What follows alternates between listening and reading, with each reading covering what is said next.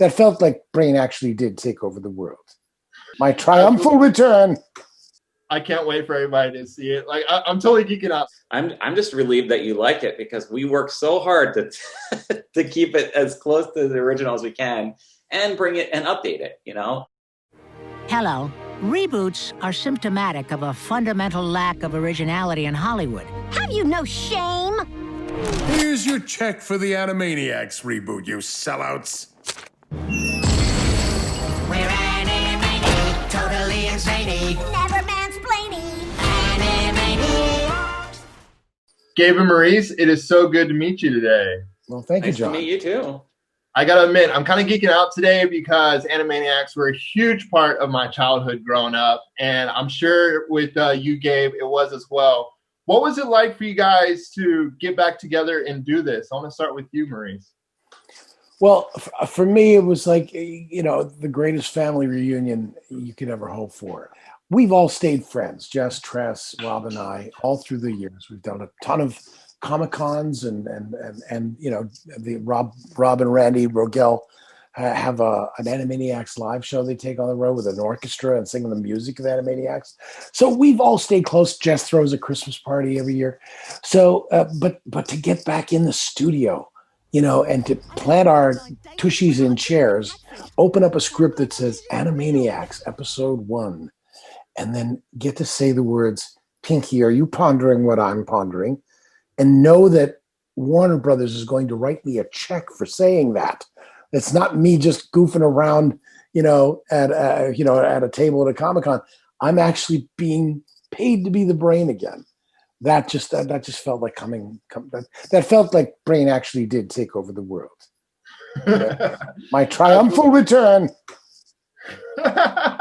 Because you can't bring back Animaniacs without Pinky and the Brain. So I was already so excited when I saw the teaser for Animaniacs, and then they went Pinky and the Brain. I was like, oh my goodness, I can't believe it.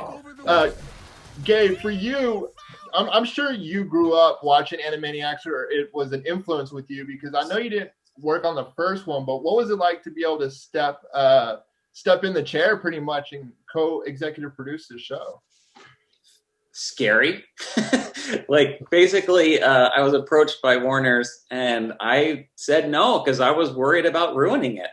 The fans are they love this so much, and I was scared. And after meeting with Steven and Amblin, they thought that what Wellesley and I were bringing to it was definitely something that they'd wanted. So after getting over that, then eventually it was okay, let's do the deep dive. Let's go in and figure out why this is so good, and get it to do exactly the same thing, and visually, I always love traditional animation and really good animation. And there was going back and watching all the shows, there was one studio that stuck out to me the most, which was TMS. It was Tokyo Movie Shin. It was the Japanese studio that worked on the original series, and we just gravitated towards that and really leaned into that for design and sensibilities, and that really helped bring it to become this thing where it's okay, this is the best of what you remember.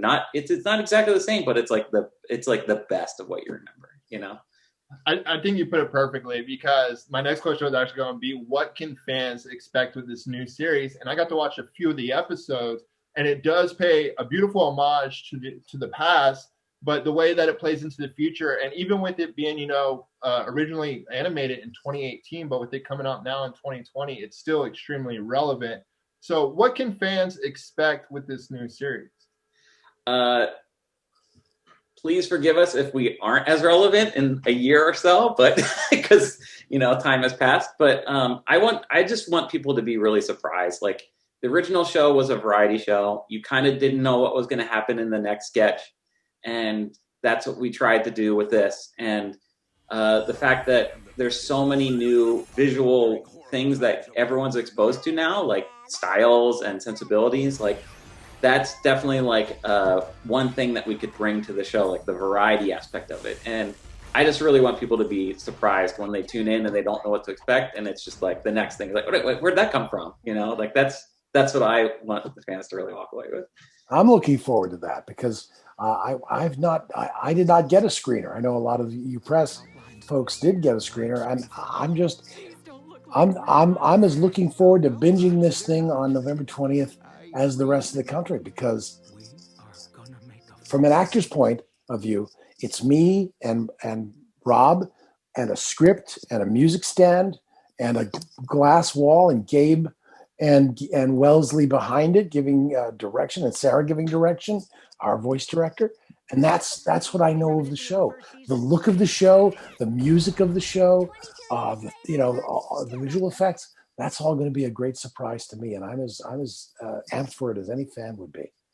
I can't wait for everybody to see it. Like I'm totally geeking out. I usually don't geek out like in these interviews, but I mean, it was such a part of my childhood, and getting to talk to Maurice. Do you know how much? Do you know what a thrill that is for me to hear that? Because you're a seasoned veteran, and I've talked to seasoned veterans of the media all day long, and they've said some iteration of what you're saying, that you're geeking out. First of all, I don't feel worthy of it. I'm just a working ham voice actor. But the idea that this show contains so much joy for your generation and Gabe, your generation, and that there's this geeking out factor, and I got to be a part of it in the 90s, and I'm going to be a part of it again in the 2020s. It's such an honor. So thank you so much. I'm just relieved that you like it, because we work so hard to keep it as close to the original as we can and bring it and update it. You know, it's that balance that was the hardest. So I'm just like relieved and thankful that you like it, you know. Now the adoration pours in. Nerf!